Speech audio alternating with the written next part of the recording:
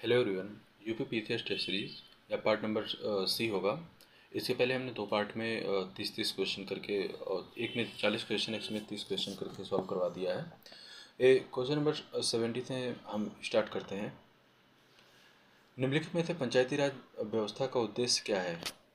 निम्नलिखित में से पंचायती राज व्यवस्था का उद्देश्य क्या है? इसमें पहला है राजनीति में ग्रामीण निवासियों की भागीदारी को सुनिश्चित करना, लोकतंत्र की शक्ति का विकेंद्रीकरण करना, या कृषक वर्ग की राजनीति के लिए जागरूक बनाना, या उपरोक्त में से कोई नहीं। तो 70 का आंसर बी होगा, लोकतंत्र की शक्ति का विकेंद्रीकरण करना।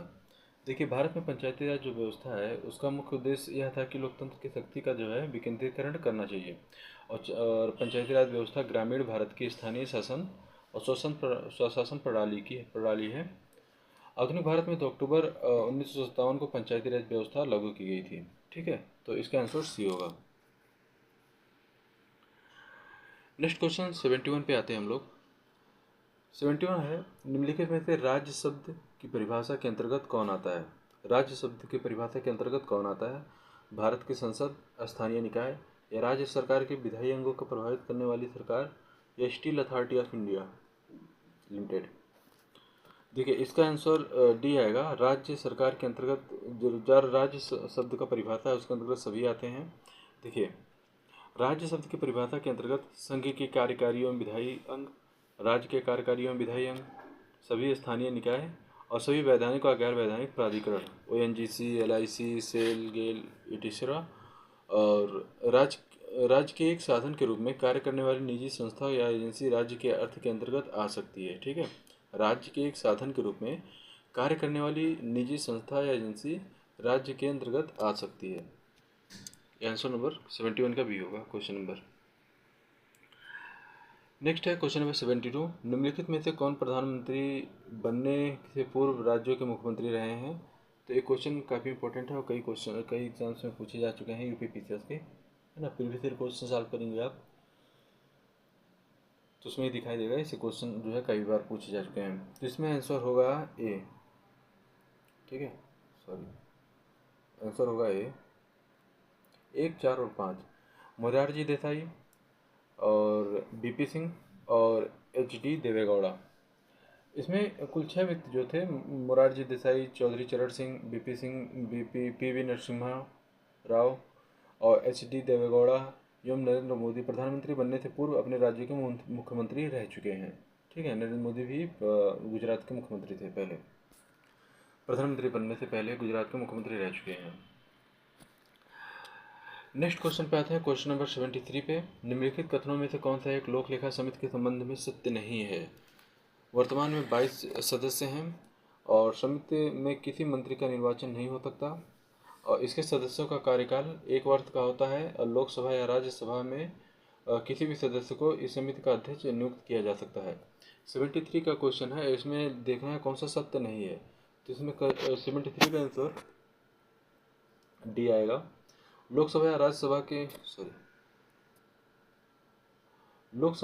के किसी भी सदस्य को इस समिति का अध्यक्ष नियुक्त किया जा सकता है, तो ये थोड़ा सा गलत है। देखिए, लोक लेखा समिति का गठन भारत सरकार अधिनियम 1919 में अंतर्गत हुआ था, और पहली बार 1921 में हुआ था। इसका मतलब अधिनियम जो 1919 का है और पहली बार 1921 में गठित हुआ था। लोक लेखा समिति का अध्यक्ष नियुक्त लोकसभा अध्यक्ष द्वारा किया जाता है और लोकसभा सदस्यों में से की जाती है। इन समिति का प्रमुख कार्य नियंत्रक एवं महालेखा परीक्षक के वार्षिक प्रतिवेदनों की जांच करना है।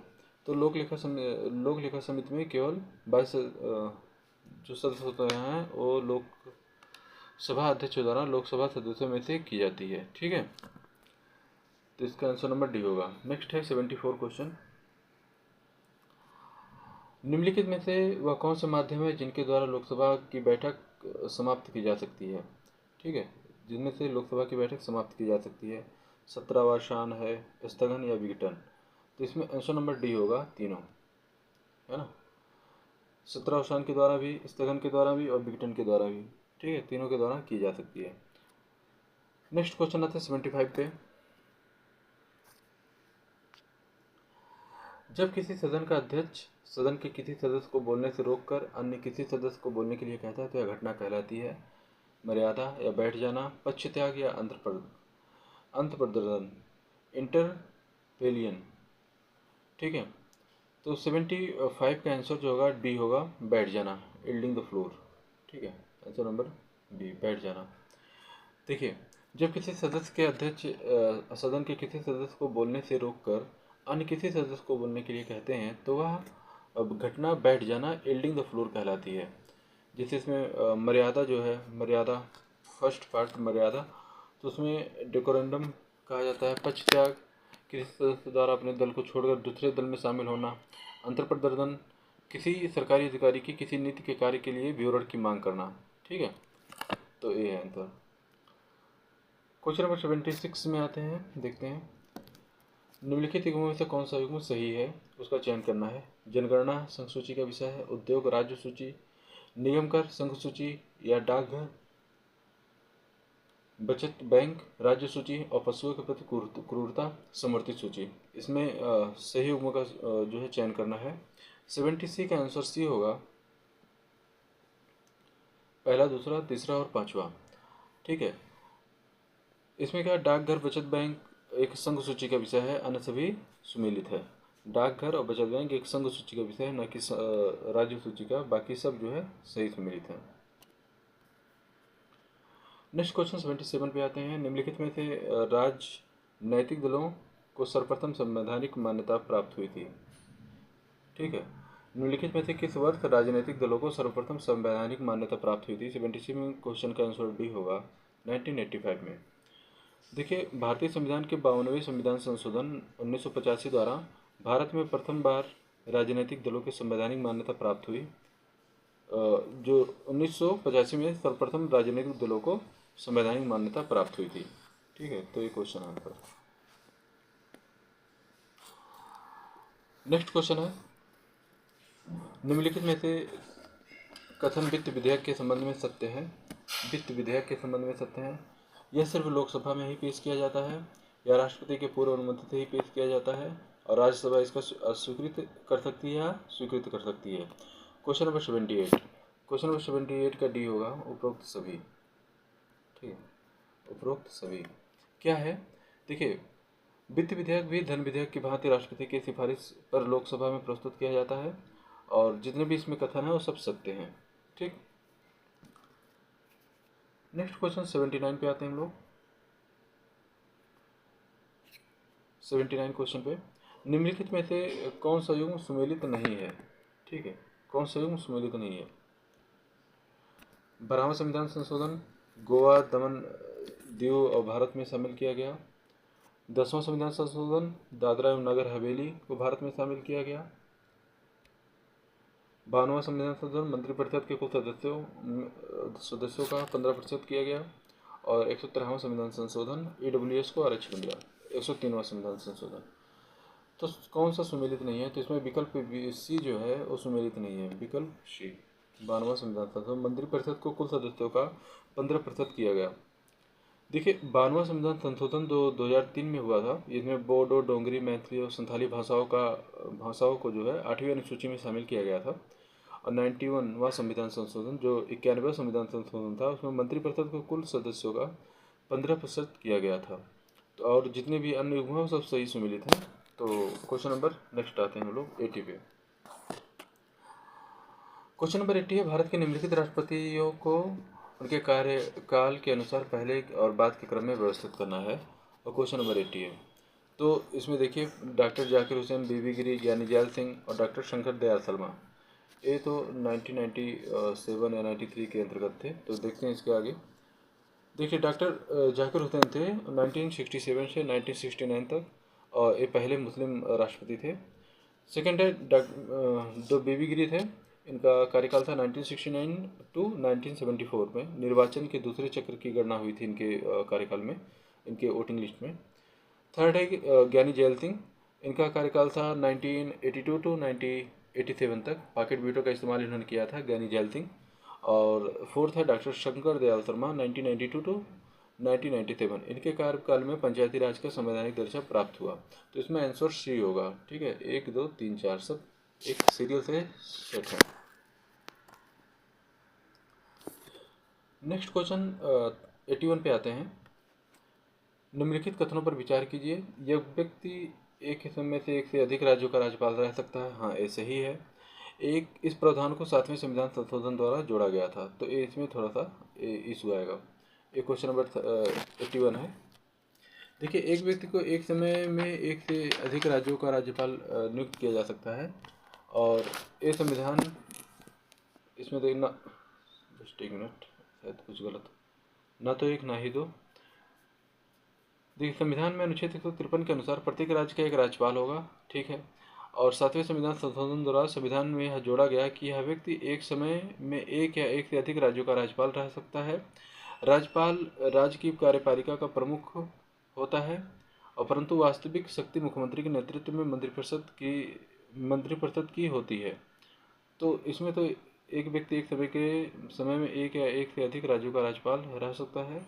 और सेकंड है, इस प्रावधान में 7वें संविधान संशोधन द्वारा किया गया था। इसमें आंसर डी है।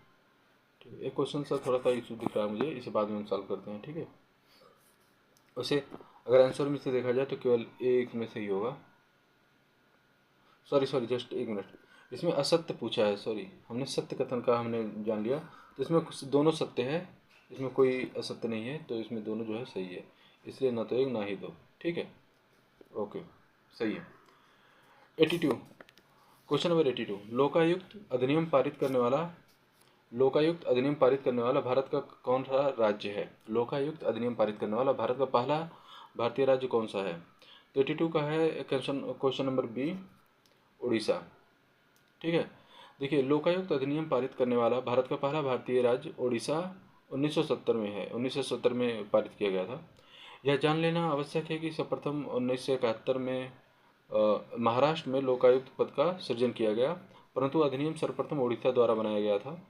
और प्रथम प्रशासनिक सुधार आयोग 1966 में केंद्र स्तर पर लोकपाल तथा राज्य स्तर पर लोकायुक्त का पद सृजित किया गया था 1966 में, 1966 में।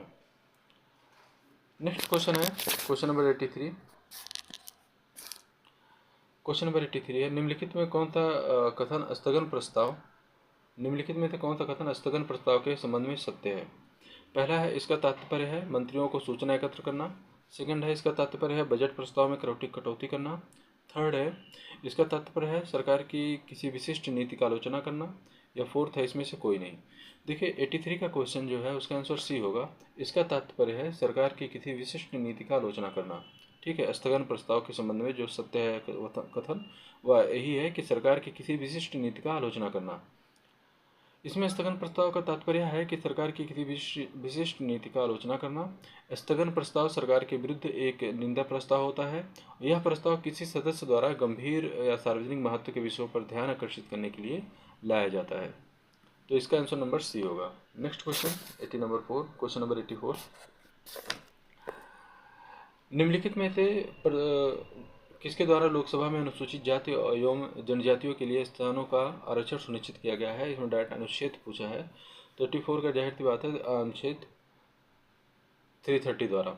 देखिए, अनुच्छेद 330 द्वारा लोकसभा में अनुसूचित जाति एवं जनजातियों के लिए स्थानों का आरक्षण सुनिश्चित किया गया है। और यह राज्य सभा में अनुसूचित जाति एवं जनजातियों हेतु आरक्षण का प्रावधान नहीं है। ठीक है, और राज्य में सभा में अनुसूचित जातियों एवं जातियों हेतु आरक्षण का प्रावधान नहीं है, यह भी सत्य है। नेक्स्ट क्वेश्चन 85 पे देखते हैं। निम्नलिखित में से एक बिंदु पर भारतीय संघवाद तथा अमेरिकी संघवाद के मध्य समानता पाई गई है। अवशिष्ट शक्तियों का केंद्र के पास होना, अवशिष्ट शक्तियों का राज्य के पास होना, समवर्ती सूची राज्यों के पास होना, राज्य और केंद्र के मध्य विवादों का निपटारा सर्वोच्च न्यायालय द्वारा करना। तो भारतीय संघवाद तथा अमेरिकी संघवाद के मध्य समानता जो पाई जाती है उसमें 85 का डी होगा। समानता ही पाई जाती है, राज्य एवं केंद्र के मध्य विवादों का निपटारा सर्वोच्च न्यायालय द्वारा करना। ठीक है, यही समानता है। नेक्स्ट क्वेश्चन आते हैं क्वेश्चन नंबर 86 पे। निम्नलिखित में से कौन सा निर्वाचन आयोग का प्रमुख कार्य है? तो निर्वाचन आयोग का जो प्रमुख कार्य है उसमें आता है, देखिए पहला है, निम्नलिखित में से निर्वाचन आयोग का प्रमुख कार्य है आचार संहिता का निर्माण करना, राजनीतिक दलों का मान्यता प्रदान करना, या निर्वाचन की तिथि एवं समय सारणी तैयार करना, उपरोक्त सभी। तो 86 का आंसर डी आएगा, इसमें उपरोक्त सभी सही है। ठीक है, प्रमुख कार्य इसमें आचार संहिता का निर्माण करना, राजनीतिक दलों को मान्यता प्रदान करना और निर्वाचन की तिथि एवं समाप्ति का सारणी तैयार करना, इसमें तीनों सही है। नेक्स्ट क्वेश्चन आते हैं 87 पे। इसमें आर्टिकल है और उसके सामने सुमेलित करना है। तो इसमें ये देखना है कि सुमेलित नहीं करना है। ठीक है, अक्सर ये क्वेश्चन गलत हो गया, अभी हमारा इसका पहले भी क्वेश्चन गलत हुआ था। तो इसमें नहीं करना है, जो सुमेलित नहीं है उसके बारे में देखना है। तो 87 का अनुच्छेद 315 जो है दिया है, इसमें संघ एवं राज्यों के लिए लोक सेवा आयोग होना। अनुच्छेद 316 संघ एवं लोक सेवा आयोग के सदस्यों की नियुक्ति करना। अनुच्छेद 318 है लोक सेवा आयोग के कार्य। अनुच्छेद 323 है लोक सेवा आयोग के प्रतिवेदन। तो इसमें 87 का आंसर जो होगा सी होगा। 318 जो है लोक सेवा आयोग का कार्य।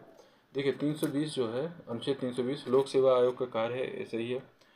और 318 है आयोग के सदस्यों एवं कर्मचारियों की सेवा शर्तों संबंधी नियम बनाने की शक्ति। ठीक है, तो यह 300 जो 18 इसमें दिया गया है, यहाँ पे 320 होगा 320। नेक्स्ट क्वेश्चन 88 पे आते हैं। राज्य लोक सेवा आयोग के अध्यक्ष एवं सदस्यों की नियुक्ति राज्यपाल द्वारा की जाती है, लेकिन इन्हें हटाया जाता है। ठीक है, राज्यपाल की नियुक्ति, राज्य लोक सेवा आयोग के अध्यक्ष एवं सदस्यों की नियुक्ति राज्यपाल द्वारा की जाती है, लेकिन इन्हें हटाया जाता है संसद के द्वारा या राष्ट्रपति द्वारा, राज्य विधानमंडल द्वारा या मुख्यमंत्री द्वारा। देखिए क्वेश्चन काफ़ी टफ है। इसमें कई लोग जो है इसमें राज्यपाल ही लगा देते हैं, क्योंकि उनको लगता है कि राज्यपाल द्वारा अगर राज्य लोक सेवा आयोग के अध्यक्ष की नियुक्ति की जाती है तो उन्हें राज्यपाल के द्वारा भी हटाया जा सकता है। ऐसा मतलब लोग अनुमान लगाते हैं, जो प्रयास लगाते हैं कि हाँ यही हो सकता है, बट ये गलत होगा। ठीक है, 88 का भी होगा, इसमें राष्ट्रपति द्वारा। देखिए राज्य लोक सेवा आयोग के अध्यक्ष और उनके सदस्यों की नियुक्ति भले ही राज्यपाल द्वारा की जाती है, लेकिन उन्हें राष्ट्रपति के द्वारा हटाया जाता है। और राष्ट्रपति उन्हें उसी आधार पर हटा सकता है जिस आधार पर संघ लोक सेवा आयोग के अध्यक्ष के सदस्यों को हटाया जाता है। ठीक है, तो राज्य लोक सेवा आयोग के अध्यक्ष को उसी प्रकार हटाया जाएगा जिस प्रकार संघ लोक सेवा आयोग के अध्यक्ष को हटाया जाता है। नेक्स्ट क्वेश्चन आते हैं क्वेश्चन नंबर 89 पे। निम्नलिखित में से कौन सा वित्त आयोग का प्रमुख कार्य है? संघ एवं राज्यों के बीच शुद्धागमों का वितरण, भारत के संचित निधि में धन निकासी की अनुमति देना, या स्थानीय निकायों के संसाधनों की आपूर्ति हेतु आवश्यक उपाय करना। क्वेश्चन नंबर 89 का आंसर है। तो वित्त आयोग के प्रमुख कार्य इसमें क्या है? ठीक है, तो इसमें ए होगा 1 और 3। ठीक है, 1 और 3 होगा। देखिए पहले में क्या है कि संघ एवं राज्यों के बीच करों का शुद्ध आगमों का वितरण, और तीसरा है स्थानीय निकायों के संसाधनों की अनुपूर्ति हेतु आवश्यक उपाय करना। तो भारतीय संविधान का जो अनुच्छेद 280 के क्लॉज 3 में तहत भारत को वित्त आयोग के निम्नलिखित मामलों में सुझाव देता है। भारत का वित्त आयोग निम्नलिखित मामलों में सुधार देता है। पहला क्या है? संघ और राज्यों के बीच करों का शुद्ध आगमों का वितरण करना। सेकंड है अनुच्छेद 275 के तहत भारत की संचित निधि में राज्यों के राजस्व की सहायता के लिए अनुदान देना। थर्ड है राज्य वित्त आयोगों के सिफारिश के आधार पर राज्यों के स्थानीय निकाय जैसे पंचायती एवं नगर पालिकाओं के संसाधनों की आपूर्ति। और फोर्थ है सुदृढ़ जो है वित्त के हित में अन्य कोई विषय पर राष्ट्रपति के आयोग को निर्दिष्ट करें। ठीक है, तो यह है 89 का आंसर होगा ए वित्त आयोग के प्रमुख कार्य हैं। नेक्स्ट क्वेश्चन है क्वेश्चन नंबर 90। भारतीय संविधान के अनुसार निम्नलिखित में से कौन सा राज्य विधायिका में सम्मिलित है? देखिए राज्य विधायिका में सम्मिलित है, तो इसमें है राज्यपाल, राष्ट्रपति, विधानसभा या विधान परिषद। इसमें राज्य विधायिका में सम्मिलित कौन कौन से हैं? तो 90 का आंसर जो होगा आपका सी होगा। 1, 3 और 4, राज्यपाल, विधान सभा और विधान परिषद, ना कि राष्ट्रपति। संसद जो है राष्ट्रपति से बनता है, जैसे है ना, राष्ट्रपति, विधानसभा, राज्यसभा और लोकसभा। ठीक है, संसद जो है राष्ट्रपति, राज्यसभा और लोकसभा के द्वारा बनता है। लेकिन यहाँ पे कहा है राज्य विधायिका के लिए देखिए राज्यपाल, विधान परिषद और विधानसभा, विधान परिषद, यानी कि आंसर नंबर सी इसमें सही होगा। 1, 3 और 4। नेक्स्ट क्वेश्चन 91 पे आते हैं। निम्नलिखित कथनों पर विचार कीजिए। पहला है सिंधी भाषा को 8वीं अनुसूची में 15वीं भाषा के रूप में शामिल किया गया। सिंधी भाषा की बात कर रहा है। नेक्स्ट है नागालैंड को राज्य का दर्जा दिया जाना 44वां संविधान संशोधन द्वारा। और पांचवा है लोकसभा की सीटों का 525 से 545 करना। इसके कालक्रम अनुसार इसको जो है व्यवस्थित करना है। इसमें देखा 91 का क्वेश्चन नंबर 91 का आंसर भी होगा 2 1 4 3। पहला, नागालैंड को राज्य का दर्जा दिया गया 13वें संविधान संशोधन अधिनियम 1962 के द्वारा। दूसरा है, सिंधी भाषा को 8वीं अनुसूची में 15वीं भाषा के रूप में शामिल किया गया 21वां संविधान संशोधन अधिनियम 1967 द्वारा। लोकसभा की सीटों को 525 से बढ़ाकर 545 कर दिया गया, यह हुआ था 31वां संविधान संशोधन अधिनियम 1973 के द्वारा। और 44वां संविधान संशोधन अधिनियम जो था 1978 में हुआ था। ठीक है, तो आंसर नंबर 20 सही होगा। नेक्स्ट क्वेश्चन आते हैं क्वेश्चन नंबर 92 पे। 92 है, संघ का अभिप्राय है। संघ का अभिप्राय है, तो संघ का अभिप्राय जो है यह है शक्तियों का विभाजन। ठीक है, शक्तियों का विभाजन आंसर होगा। देखिए, संघात्मक शासन जो होता है, संघात्मक शासन की व्यवस्था में संघ और राज्यों के मध्य शक्तियों का विभाजन होता है, विकेंद्रीकरण होता है। इसमें शक्तियां जो है संविधान द्वारा केंद्र सरकार एवं राज्य सरकारों में विभाजित होती है। और अमेरिका, स्विट्जरलैंड, कनाडा, रूस, ब्राज़ील, अर्जेंटीना आदि देशों में सरकार का संघीय मॉडल है। क्या है? फेडरल, संघीय मॉडल है। नेक्स्ट क्वेश्चन है क्वेश्चन नंबर 93। भारतीय संविधान के अंतर्गत युद्ध अथवा शांति की घोषणा करने की शक्ति निम्नलिखित में से किस में निहित है? जाहिर सी बात है इसमें जो है 93 का यही होगा, राष्ट्रपति में निहित है। ठीक है, ये क्वेश्चन नॉर्मल है, देख सकते हैं आप इसको। देखिए, संविधान जो भारत के राष्ट्रपति हैं वो देश के प्रतिरक्षा बलों में सर्वोच्च सेनापति होता है। जो रक्षा बल है उनके सर्वोच्च सेनापति कौन होता है? राष्ट्रपति होता है। तो उसे युद्ध घोषित करने तथा शांति स्थापित करने की शक्ति प्राप्त है, किंतु यह संसद की अनुमति के अनुसार होता है। कोई भी काम हो संसद की अनुमति के अनुसार होता है। ज्ञातव्य है कि राष्ट्रपति की सैन्य शक्ति जो है उसकी कार्यपालिका शक्ति के अधीन है और जिसका प्रयोग वह मंत्रिपरिषद की सलाह से करता है। ठीक है, राष्ट्रपति की जो सैन्य शक्ति है वह कार्यपालिका की शक्ति के अधीन है और उसका प्रयोग मंत्रिपरिषद की सलाह के द्वारा ही यह राष्ट्रपति जो है करते हैं। ठीक है, नेक्स्ट क्वेश्चन 94 पे आते हैं। निम्नलिखित कथनों पर विचार करें। राष्ट्रपति उन्हीं मुद्दों पर जारी कर सकता है जिन पर संसद कानून बना सकती है। अध्यादेश केवल उन्हीं मुद्दों पर जारी कर सकता है जिस पर संसद कानून बना सकती है। नेक्स्ट है, राष्ट्रपति द्वारा जारी अध्यादेश की सीमा वही सीमाएं होती हैं जो संसद द्वारा बनाए गए कानून की होती हैं। तो इसमें सत्य कथन को जो है चुनाव करना है। देखिए, 94 का आंसर सी होगा। इसमें 1 और 2 दोनों सही है। ठीक है, देखिए, संविधान के अनुच्छेद 123 के तहत राष्ट्रपति को संसद के सत्रावसान की अवधि में अध्यादेश जारी करने की शक्ति प्रदान की गई है। इन अध्यादेशों का प्रभाव व शक्तियों संसद द्वारा बनाए गए कानून की तरह होती है, परंतु ये प्रकृति में अल्पकालिक होते हैं और प्रश्नगत दिए दोनों कथन जो है सत्य हैं। ठीक है, अल्पकालिक होते हैं ना कि दीर्घकालिक। नेक्स्ट क्वेश्चन है, इसमें थोड़ा सा धुंधला है इसमें आया है, लेकिन अब मैं पढ़ दे रहा हूँ, रीड कर दे रहा हूँ। 10वीं अनुसूची में दल बदल के आधार पर निरर्थक के सवालों पर निपटारा किया जाता है। अगर 10वीं अनुसूची के आधार पर कोई किसी पक्ष ने दल बदल का कार्य किया है तो उसमें जो निहरता होता है तो उसके सवालों का निपटारा कहाँ किया जाता है? राष्ट्रपति द्वारा, उच्च न्यायालय के द्वारा या उच्चतम न्यायालय के द्वारा, राज्यसभा के सभापति एवं लोकसभा के अध्यक्ष द्वारा। ठीक है, क्वेश्चन नंबर 95 हम सॉल्व कर रहे थे। तो 10वीं अनुसूची के तहत दल बदल की निर्भरता के बारे में जो निपटारा किया जाता है वह किया जाता है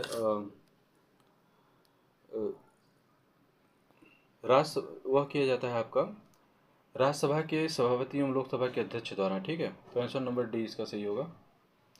राज्यसभा के सभापति एवं लोकसभा के अध्यक्ष के द्वारा उसका निपटारा किया जाता है अगर निहरता 10वीं अनुसूची के अनुसार दल बदल के आधार पर निहरता है। देखिए, भारतीय अनुच्छेद के संविधान के अनुच्छेद के 75 में कहा गया है कि मंत्रिपरिषद लोकसभा के प्रति सामूहिक रूप से उत्तरदायित्व होता है। ये तो आप लोग जानते हैं।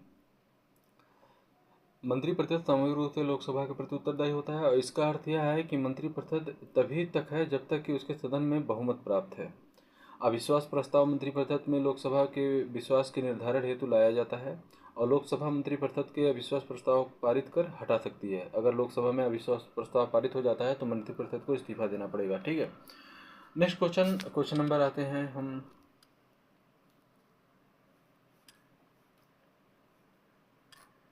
95 पे। निम्नलिखित में से कौन सा अविश्वास प्रस्ताव के संबंध में सत्य नहीं है? लोकसभा में इसे स्वीकार करने का कारण बताना आवश्यक है नहीं है, या पूरे मंत्रिपरिषद के विरुद्ध लाया जाता है, भी सही है, विजय से हमने बताया। यह मंत्रिपरिषद की कुछ नीतियों का आलोचना हेतु लाया जाता है, इससे पारित होने पश्चात मंत्रिपरिषद को त्यागपत्र देना होता है। तो इसमें जो है सही है क्वेश्चन नंबर 96 का। देखिए, लोकसभा में जो लोकसभा मंत्रिपरिषद है वो लोकसभा के प्रति उत्तरदायी होता है। और अगर यदि मंत्रिपरिषद द्वारा विपक्ष द्वारा अविश्वास प्रस्ताव लाया जाता है और अविश्वास प्रस्ताव पारित हो जाता है तो मंत्रिपरिषद को जो है इस्तीफा देना होता है। तो इसमें जो सत्य कथन नहीं है वह सी है, या मंत्रिपरिषद के कुछ नीतियों की आलोचना हेतु लाया जाता नहीं, ये गलत है। कुछ नीतियों हेतु नहीं, पूरा मंत्रिपरिषद के विरुद्ध लाया जाता है अविश्वास प्रस्ताव। नेक्स्ट क्वेश्चन नंबर 97 में है, जब कभी कोरम पूरा करने की अस्थायी न्यायाधीशों की संख्या कम हो रही हो तो भारत मुख्य न्यायाधीश निम्नलिखित में से किसे की नियुक्ति करता है।